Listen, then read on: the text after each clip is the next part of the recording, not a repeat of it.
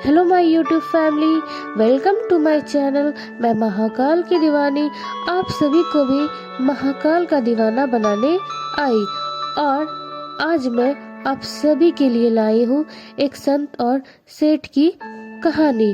तो वीडियो को ध्यान से सुनिएगा बिना स्किप करके। और अगर इस चैनल पे आप नए हैं तो इस चैनल को सब्सक्राइब कर लीजिएगा। Okay, let's start. एक सेठ जी बड़े कंजूस थे। एक दिन उन्होंने दुकान पर बेटे को बैठा दिया और बोले कि बिना पैसे लिए किसी को कुछ मत देना, मैं अभी आया। अकस्मात एक संत आए जो अलग अलग जगह से एक समय की भोजन सामग्री लेते थे। लड़के से कहा, बेटा जरा नमक दे दो। लड़के ने संत को डिब्बा खोलकर एक चम्मच नमक दिया। सेठ जी आए तो देखा कि डिब्बा खुला पड़ा था।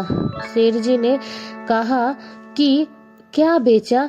बेटा बोला, एक संत जो तालाब पर रहते हैं उनको एक चम्मच नमक दिया था। सेठ का माथा ठनका। वो बोले, अरे मूर्ख, इसमें तो जहरीला पदार्थ है। अब सेठ जी भागकर संत के पास गए। तब तक संत भोजन बनाकर भगवान का भोग लगाकर खाने की थाली लेकर बैठ चुके थे। सेठ जी दूर से ही बोले, महाराज रुकिए, आप जो नमक लाए थे नमक नहीं था बल्कि जहरीला पदार्थ था। कृपा करके आप ये भोजन ना करें। संत जी बोले, भाई हम तो प्रसाद लेंगे ही, क्योंकि भोग लगा दिया है। भोग लगाकर भोजन छोड़ नहीं सकते। अगर भोग नहीं लगता तो भोजन बेशक छोड़ देते। ये कहकर संत ने भोजन को प्रसाद समझकर खाना शुरू कर दिया। सेठ जी के होश उड़ गए। वो रात भर वहीं बैठे रहे। सेठ को रह रहकर ये चिंता सता रही थी कि अगर संत को कुछ हो गया तो बड़ी बदनामी होगी। रात में अगर तबीयत बिगड़ी तो कम से कम वैद्य को दिखा देंगे। सोचते सोचते उसे नींद आ गई।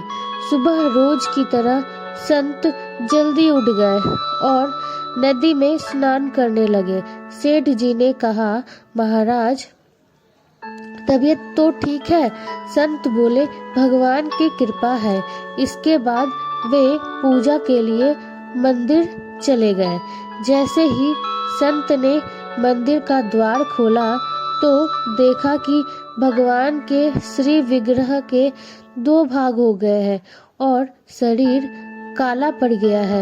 यह देखते ही सेठ को सब समझ आ गया कि भक्त के अटल विश्वास को देखकर भगवान ने भोजन का जहर भोग के रूप में स्वयं ग्रहण कर लिया और भक्त को प्रसाद ग्रहण कराया।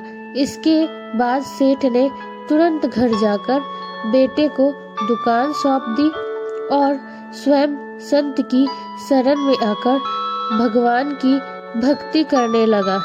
तो अगर ये वीडियो अच्छा लगे तो शेयर कीजिए, लाइक कीजिए, कमेंट कीजिए। Thank you.